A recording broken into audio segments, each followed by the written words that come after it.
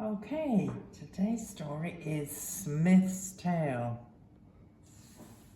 Jerry Giraffe's listening today, Percy Penguin's listening today, and so is Morris Moose again.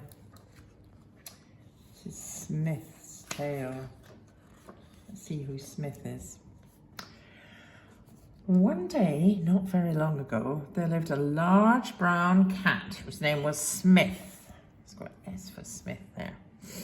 Now, you might think it unusual for a cat to be brown, but Smith was brown because he had a suntan. In the summer, he would lie on top of the garden wall, stretched out under the roasting rays of the sun. Oh my gosh, there he is, but he's got his suntan cream though, and his sunglasses.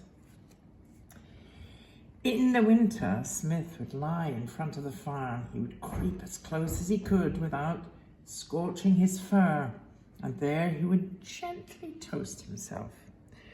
And so he stayed brown. Actually, it does not really matter what colour Smith was. He enjoyed being brown, even to the tip of his tail. It was not the colour of his tail that came to worry him, but something else altogether. One day, Smith was eating his tea. It was chicken bits, and Smith liked eating chicken bits. But as he ate, his tail began to get longer and longer.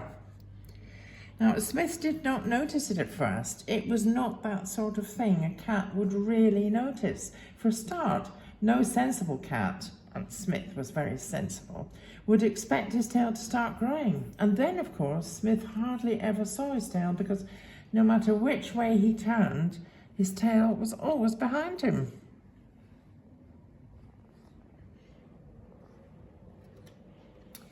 Smith licked his lips and sighed. That was a good tea, a really good tea. Then he quietly started to pad back to his warm place in the sun. That must have been summertime. Look, his bowl's even got his name on it.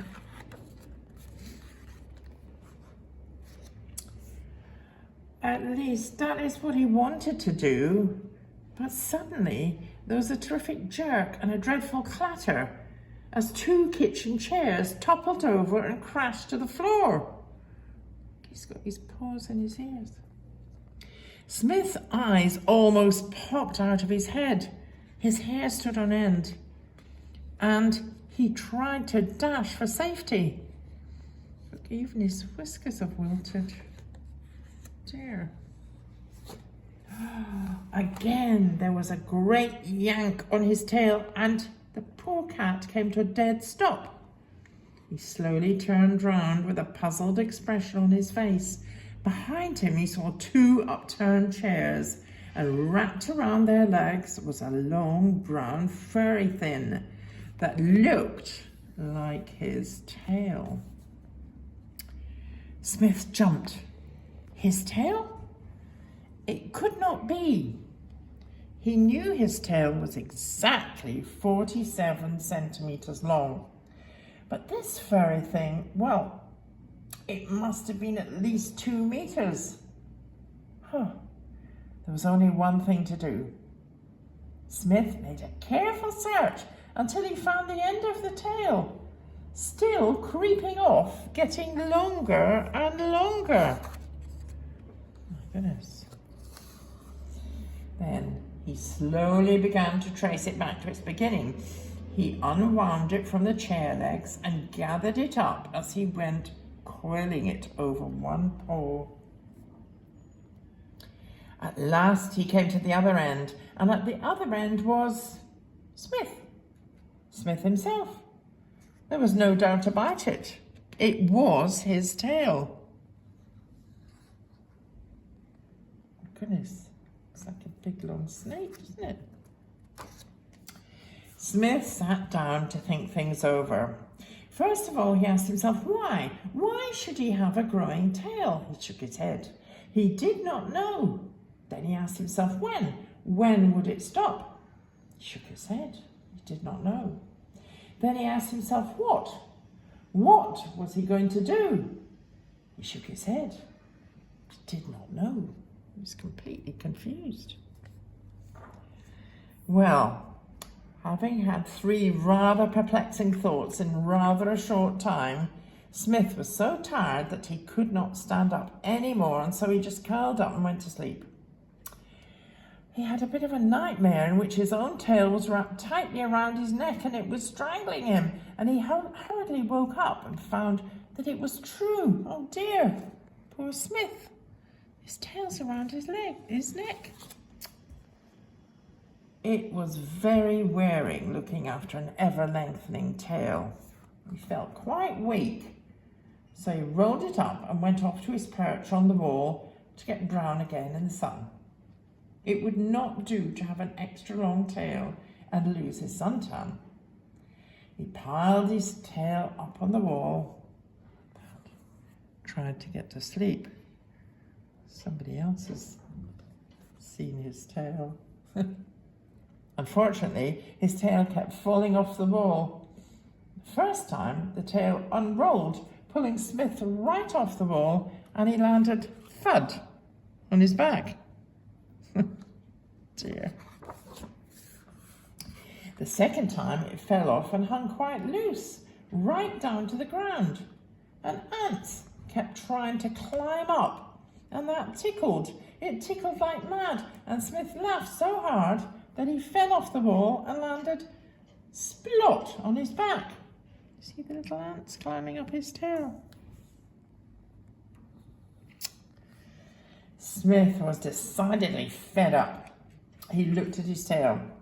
At least it did not seem to be any longer.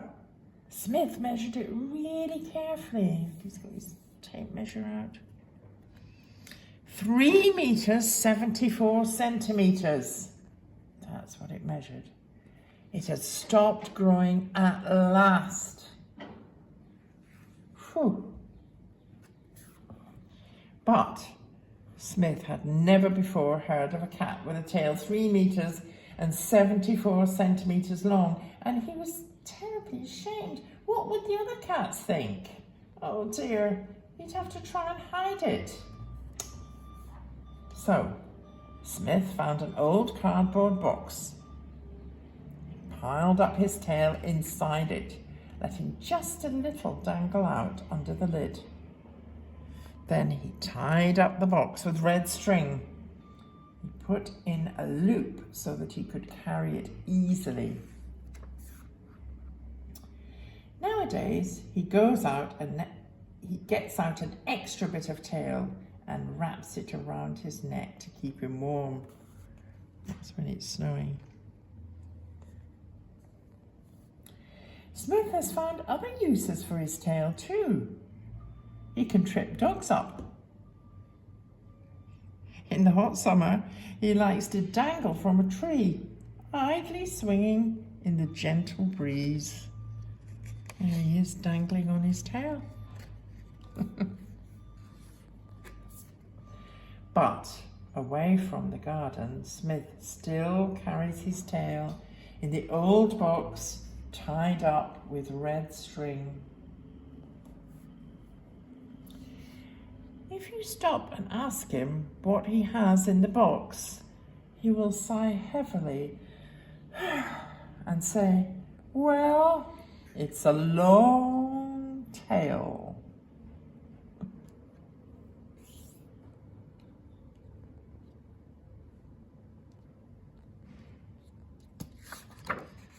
And he chuckles. And that's the end of the story of Smith's tail.